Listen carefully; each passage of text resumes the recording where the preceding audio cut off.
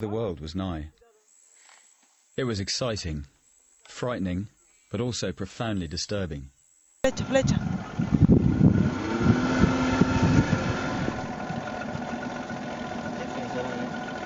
Flecha, flecha, flecha, flecha, flecha, flecha. Hello and welcome back to the most amazing channel on the internet. I am your host Rebecca Felgate, and today we are visiting the most remote parts of the world as we discuss the top 10 people who visited uncontacted tribes. Now before we get right into this video, I want to ask you guys if you have ever been trekking through the wilderness. If not, what's the most adventurous trip you've ever been on? Let me know all of your thoughts in the comments section down below. Also, while you're down there, why don't you like this video and share it with a friend, and subscribe to the most amazing channel if you haven't yet. We are seriously very nearly almost on 5 million, so join the party. Also, if you want to connect with us on social media, there are links to our Instagram in the description box. Stick around to the end of the video where I'll be reading out your comments from a previous video. Alright, who is contacting those uncontacted tribes? Coming in at number 10, we have Bruce Parry. Bruce Parry is a British presenter and documentary maker, as well as a former Marine, an explorer, an Indigenous rights advocate, and author. Parry fronted a BBC series called Tribe, in which he met a load of remote tribes in Africa, Papua New Guinea, the Amazon, and Polynesia. Generally, Parry's policy was to leave the isolated tribes alone for fear of introducing illness to them. In the series, he finds lost tribes and convorts with cannibals. Here's a clip of Bruce and the crew, fitting in with the locals. It could finally open the last barrier between us and them from their point of view. And Bruce is hung like a brontosaurus, so they couldn't find one to fit him. What is that about? I do not understand that apparatus. In their follow-up series, Amazon, the team did actually make first contact with the tribe and they caught it on camera. We stumbled into what I now believe was a first contact.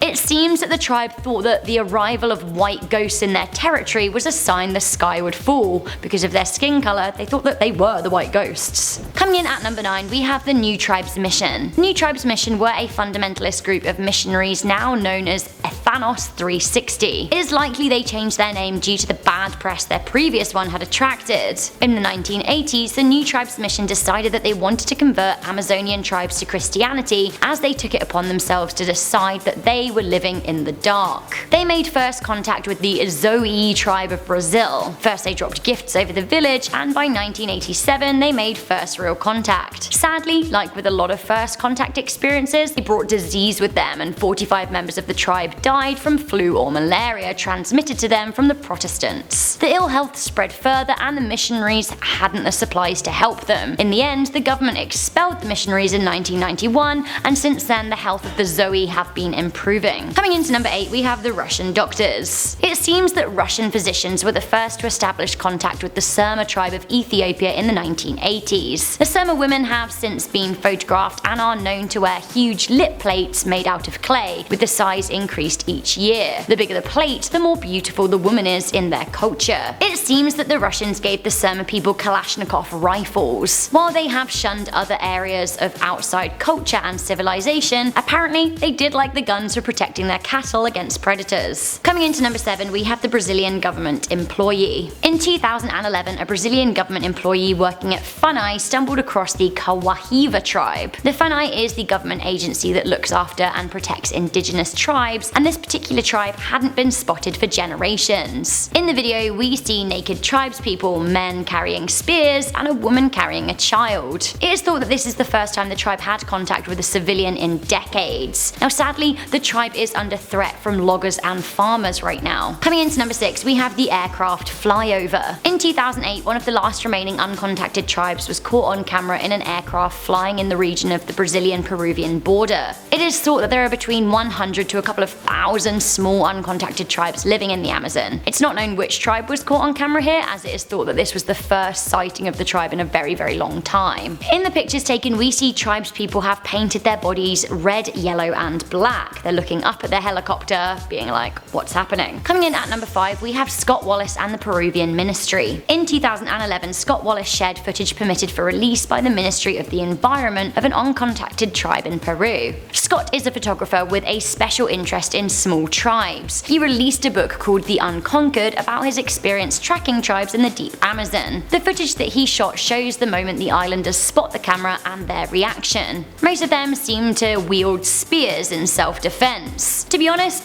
what would you do if I was in a tribe and I saw some strange person coming at me? I'd probably grab my spear too. This seems like a natural human instinct. Next up, something that Scott Wallace talks about extensively on his website, we have the miners who murdered at number 4. Illegal mining has become a problem along the Amazon rivers in Brazil, as the practice is massively disturbing indigenous tribes as well as weakening the land. It seems miners were overheard in a bar boasting about how they met an uncontacted tribe for the first time and massacred them. The miners were drinking at a frontier town and bragged about killing quote-unquote wild Indians. When some of the miners were apprehended, it seems that clay pots and paddles likely made by the tribe were found in their possession. As the tribe they allegedly killed are uncontactable and a 12-hour boat trip away, it is unknown whether or not their drunk boasts about the encounter are true. Coming into number 3, we have Michael Rockefeller. You have likely heard of the Rockefeller dynasty. The Rockefeller Center in New York is an enduring reminder of one of America's richest families. Michael Rockefeller was the son of Nelson Aldrich Rockefeller, an oil heir, the 49th governor of New York, and eventually the 41st vice president of the United States. In 1961, 23-year-old Michael went on a trip to Asmat, New Guinea, with the intention of finding some of the lost tribes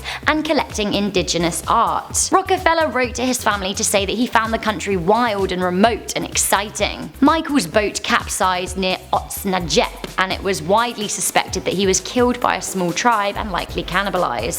This is a very sad tale. Up next at number 2, we have Bishop Alejandro Lavaca and Sister Inez Arango. The two Catholic missionaries, a bishop and a nun, were making first contact with the Warani tribe and the Orcas tribe. They were hoping to convert them all to Christianity. Tale as old as time, isn't it? Here is the picture of the bishop and the sister amid their mission. Before they met with the tribe in 1987, they dropped them gifts to try and gain their friendship. Sadly for the missionaries, it simply didn't work. The Spanish bishop and Colombian nun were brutally murdered by the tribe in a sacrificial way. When the bishop's body was found, it contained 67 spear wounds. The pair had been nailed to the ground and their wounds were filled with leaves to stop the blood. Finally, coming into number 1, we have John Allen Chau. The North Centennial Island amid the Indian Ocean has been home to an uncontactable indigenous tribe for 60,000 years, the Sentinelese. They do not want any interference from the outside world, and until recently, the tribe has been spotted only through far-off images. Those unfortunate enough to get close to them have been attacked and often killed. The tribe have also been known to fire arrows at low-flying planes. It's hard to contact a tribe who literally have no interest in communication. In 2006, 2 fishermen who were illegally harvesting crabs were killed by the tribe, but in 2018, John Allen Chau, a 26-year-old American missionary, was sent by the All Nations group to make contact and live among the tribe, hoping, once again, to convert them to Christianity. He kept a journal of his attempts to spread the word of Jesus. He said he sang songs and offered the Bible to the tribe, which shot at and pierced the Bible with an arrow. He persisted to no avail and was met with a mixture of laughter and hostility. It was last reported by the crew who went with him that he was dragged away and killed. His body was spotted lifeless on the shore. So guys, that was the top 10 people who visited uncontacted tribes. These stories often haven't ended well. I guess that's what happens when you pursue people that want to be left alone. What do you guys think? Should we be contacting these tribes or should we just respect their wishes? Let me know your thoughts in the comment section down below. Also, don't forget to let me know what the most adventurous trip you've ever been on is. Before I go, I just want to read some comments from one of my most recent videos, the top 10 scary Massachusetts urban legends. This is what you had to say. Sean Peaty said, in Auburn, Alabama, there is a university chapel. It's haunted by a Civil War ghost of the name Sidney Grimlett. He's from England and fought for the Confederates during the American Civil War. He fought against Sherman during Sherman's March to the Sea. He died of his wounds in Auburn near the University Chapel. His spirit appeared decades later when the theatre group performed in the chapel. Later on, people found out that he likes M&Ms, orange and blue ones in particular. Those colours are the university colours. Shira Stacy said, "Please do Virginia. I live near a place called Flag Rock. You can see 5 states from there, and it's said to be the home of a Bigfoot. Our area calls it the Wood Booger because he lives in the woods." Yeah, it's a horrible name, and people can't come up with something better. I think maybe you can choose a better name for it and just start saying it and hope it catches on. But it sounds amazing that you can see 5 states from there. That's really cool. Fred Jones said, "You missed the Hoosac Tunnel, Spidergate Cemetery, and the Esky Pierce Mansion." Ooh, I think there'll be plenty of stuff for a part 2 then. Should I make one? Let me know. Also guys, do let me know if you want me to make an urban legends or superstition list from where you're from, or if you like these new kind of videos about the tribes or things like that.